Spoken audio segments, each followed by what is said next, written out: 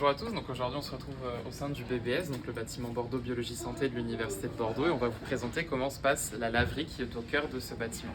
Donc on va rentrer dans la laverie où on va pouvoir retrouver mon équipe, composée de différentes personnes. Donc on a Béatrice Auger qui travaille chez Biotis, Marie Ménard qui travaille chez TBM Corps, Nathalie Peyron qui travaille pour MFP, Anthony Cook qui travaille pour VIC, moi-même qui travaille pour Arna et un autre personnel qui n'est pas là aujourd'hui,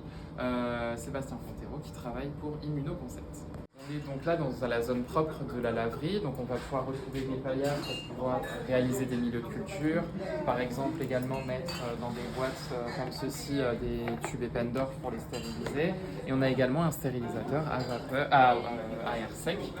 qui va nous permettre de stériliser, on va dire, les grands volumes ou du matériel plutôt spécifique comme les pinces ou les ciseaux de chirurgie. On a également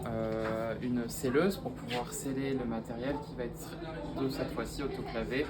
par vapeur. Donc aujourd'hui, le mardi et le jeudi, au sein de la laverie du BBS, c'est l'autoclave des milieux, des liquides pour le bon fonctionnement des différentes manipulations. Et là, mes collègues sont en train de préparer l'autoclave pour stériliser les liquides.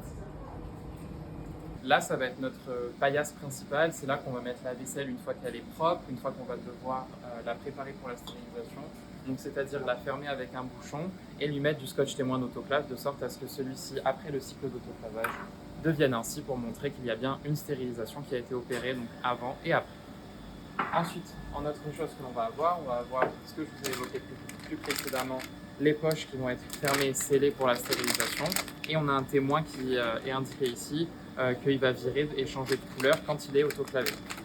Ensuite, on a notre tableau des congés qu'on a mis en place de sorte à indiquer quand est-ce que l'on est là ou pas là pour que tout le monde ait un visuel de savoir quelle équipe est présente, si on doit aller faire le tour de vaisselle dans les différents étages vu qu'on est réparti par étage, de sorte à avoir un service qui est toujours optimal pour l'entièreté du bâtiment. On a également aussi une autre partie qui consiste à inactiver les déchets biologiques, donc qui sont générés en L2, mais également des fois en L1 si c'est des OGM. Il faut à tout prix les neutraliser thermiquement pour qu'ils ne soient plus actifs biologiquement, parce qu'on ne peut pas balancer par exemple des OGM dans la nature, vu qu'ils n'existent pas, on prendrait des risques pour l'écosystème, parce qu'on injecterait des animaux, par exemple des nématodes, ou également des bactéries qui ne sont pas existantes naturellement, puisqu'on les a modifiées, et ça pourrait engendrer des compétitions et altérer l'écosystème. Donc pour ça, on a un autoclave qui nous permet d'éliminer des déchets. Pareil, c'est un cycle très classique, 1h20 avec un panier à plus de 120 degrés pendant 21 minutes, qui va nous permettre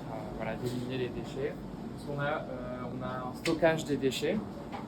ici où les différents laboratoires nous les amènent, et de sorte à pouvoir bien répertorier quelle unité consomme les déchets, comment est-ce qu'on en a consommé, combien est-ce qu'on en inactive.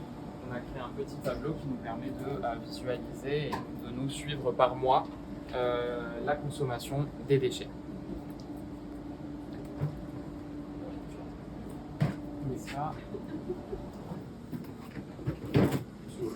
Maintenant qu'on les a sortis d'autoclave, ils sont inactivés thermiquement, donc ils ne représentent plus aucun risque et ils peuvent être amenés du coup à l'extérieur du bâtiment.